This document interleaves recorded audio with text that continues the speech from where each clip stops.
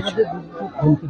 শুনুন, অত্যন্ত দুর্ভাগ্যজনক ঘটনা, অত্যন্ত নিন্দাজনক ঘটনা যে 3-4 দিনের মধ্যে, কয়েকদিনের মধ্যে আবার গোকুলনগর বৃন্দাবন চকে আমাদের কর্মী, আমাদের এখানকার বুথের কর্মী মহাদেব বিষয়, তাকে নৃশংসভাবে কালকে হত্যা করা হয়েছে।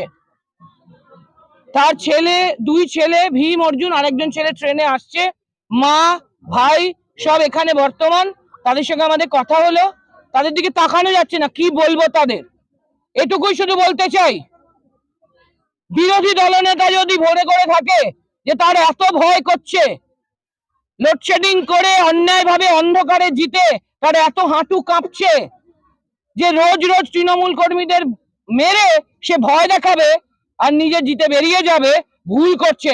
ভুলে গেছে 2007 সালে সিপিএম এই ভুল করেছিল, রোজ কুকুর বিড়ালের মতো নন্দীগ্রামের এখানে আমাদের কর্মী বন্ধুদের মেরেছে।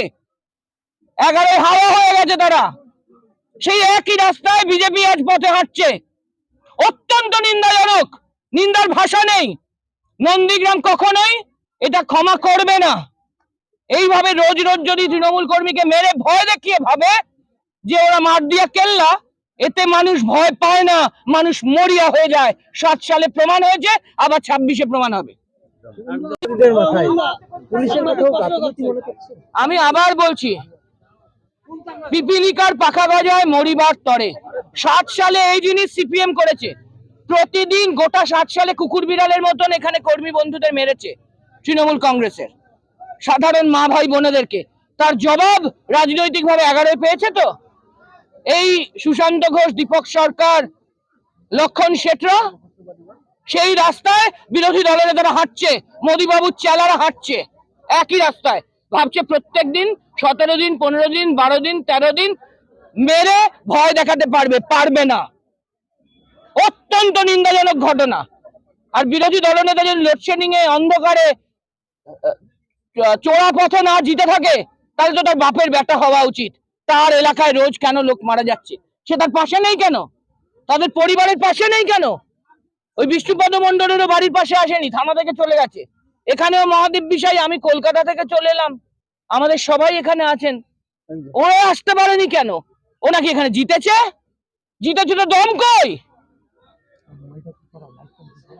মায়ের সঙ্গে, বোনের সঙ্গে, 2 ছেলে 3 ছেলের সঙ্গে, ভাইয়ের সঙ্গে দেখা করুক এসে। সে যদি এখানকার নির্বাচিত জনপ্রতিনিধি হয়ে থাকে, সে যদি লোডশেডিং এ চোরা পথে অন্ধকারে না জিতে থাকে, তাহলে তো সে বাপের বেটা। আসছে না কেন? তার এলাকায় একজন মারা গেছেন, সনাতনীকে খুন করছে। আর প্রত্যেকটি তো ও নাকি সনাতনী ধর্মের প্রচারক।